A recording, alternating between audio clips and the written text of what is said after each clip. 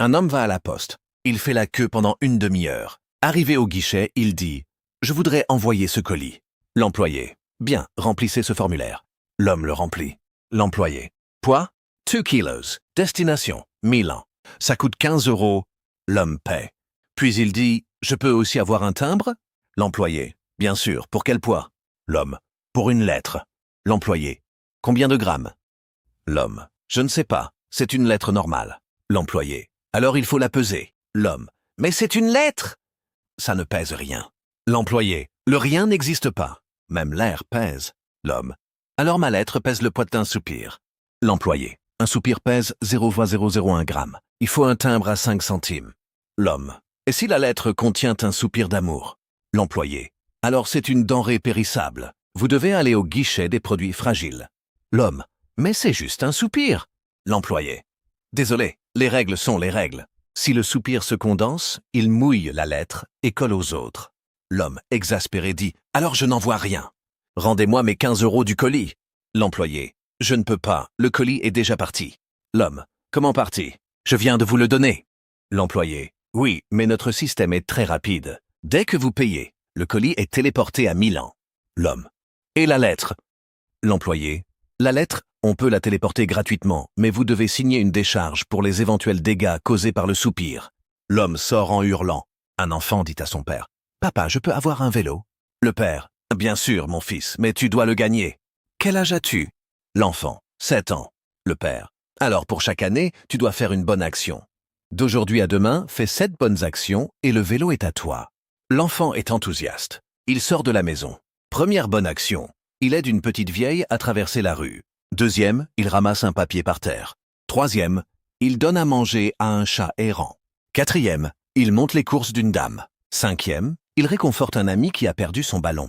Sixième, il porte le journal au voisin âgé. Septième, il rentre à la maison et fait ses devoirs sans se plaindre. Le lendemain, le père lui offre le vélo. L'enfant l'essaie, mais tombe aussitôt. Le père, ne t'inquiète pas, c'est normal. L'enfant, papa, je peux faire une autre bonne action? Le père, bien sûr, laquelle? L'enfant, rapporter le vélo au magasin et prendre une trottinette. Le père, pourquoi? L'enfant, parce que les vélos ont 2 roues, mais moi je sais tenir en équilibre seulement sur une roue. D'ailleurs, quand je vais aux toilettes, je m'appuie au mur. Le père, et sur une trottinette, comment tu fais? L'enfant, simple, la trottinette a un guidon et je m'attache avec une ceinture de sécurité. Le père, mais les ceintures de sécurité pour trottinette n'existent pas. L'enfant, alors je m'attache avec du scotch. Je suis un enfant ingénieux. Finalement, le père lui achète la trottinette, mais l'enfant s'en sert comme brouette pour transporter sa tortue.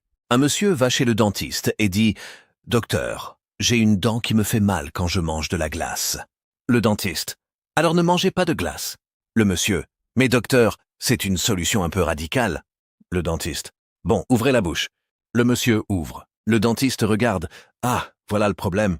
Vous avez une carie. » Le monsieur « Vous pouvez la soigner ?»